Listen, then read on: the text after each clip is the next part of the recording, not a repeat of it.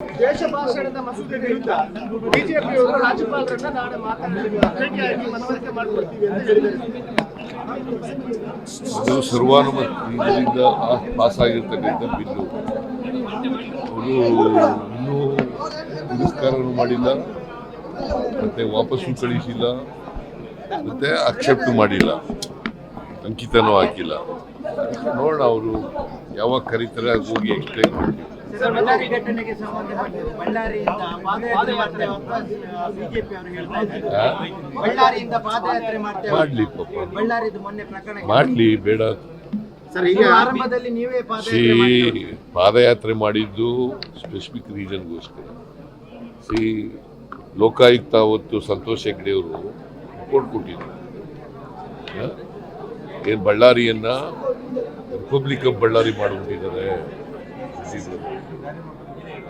ಮತ್ತೆ illegal mining ಎಲ್ಲ ಮಾಡ್ತಾ ಇದ್ದಾರೆ ಅಂತೇಳಿ ರಿಪೋರ್ಟ್ ಕೊಟ್ಟಿದ್ರು. ನಾನು ಅದನ್ನು ಚರ್ಚೆ ಮಾಡಿದಾಗ ಅಸೆಂಬ್ಲಿನಲ್ಲಿ ರೆಡ್ಡಿ ಬ್ರದರ್ಸು ನನ್ನ ಮೇಲೆ ಮೈ ಮೇಲೆ ಬಿದ್ದರು, ಯಡಿಯೂರಪ್ಪ ಮೈ ಮೇಲೆ ಬಿದ್ದರು. ಅದಕ್ಕೋಸ್ಕರ ಪಾದಯಾತ್ರೆ ಮಾಡಿದ್ದೆ ನಾನು. ಇವ್ರು ಯಾವ ಕಾರಣಕ್ಕೋಸ್ಕರ ಪಾದಯಾತ್ರೆ ಮಾಡ್ತಾರೆ? ಏನು ಘಟನೆ ನಡೆದಿದೆ? ಬಾವುಟ ಬ್ಯಾನರ್ ತೆಗೆದಾಕ್ದವ್ರು ಯಾರು? ಬ್ಯಾನರ್ ತೆಗೆದಾಕ್ದವ್ರು ಯಾರ್ರಿ?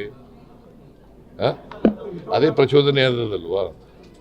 ಬ್ಯಾನರ್ ತೆಗೆದೇ ಹೋಗಿದ್ರೆ ಪ್ರಚೋದನೆ ಎಲ್ಲ ಆಯ್ತಿತ್ತು. ಬ್ಯಾನರ್ ಹಾಕಿದ್ದೇನು? ಮಹರ್ಷಿ ವಾಲ್ಮೀಕಿ ಪ್ರತಿಮೆ ಉದ್ಘಾಟನೆ ಮಾಡಲಿಕ್ಕೆ ಅದನ್ನು ತೆಗಿಬೇಕಾದಂತ ಅಗತ್ಯ ಏನಿತ್ತು? ಕಾಯ್ತಾ ಇದ್ದಾರೆ ಬಿಜೆಪಿಯವರು. ಅವರು ಪರ್ಟಿಕ್ಯುಲರ್ಲಿ ಜನಾರ್ದನ್ ರೆಡ್ಡಿ, ಶ್ರೀರಾಮುಲು ಅವರು ಅಲ್ಲಿ ಕಳ್ಕೊಂಡಿದ್ದಾರೆ. ಅವ್ರ ಬ್ರದರು ಸ್ಥಾನ ಕಳ್ಕೊಂಡಿದ್ದಾರೆ, ಅವ್ರ ಹೆಂಡತಿ ಸೋತಿದ್ದಾರೆ.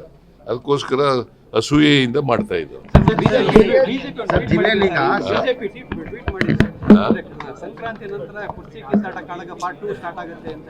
ಕಾಳಗನೇ ಇಲ್ಲ, ನೀವೇ ಕಾಳಗ ಎಲ್ಲ ಕ್ರಿಯೇಟ್ ಮಾಡೋರು. ಎಲ್ಲಿದೆ ಕಾಳಗ? ಎಲ್ಲಿದೆ ರೀ ಕಾಳಗ? ನಿನಗೆ ಕೇಳ್ತಾ ಇದ್ದೀನಿ, ಎಲ್ಲಿದೆ ಕಾಳಗ? ಸುಮ್ಮನೆ ಕೇಳಿದ್ರೆ ನಿಖರ ಸುದ್ದಿ, ಸದಭಿರುಚಿಯ ಕಾರ್ಯಕ್ರಮ.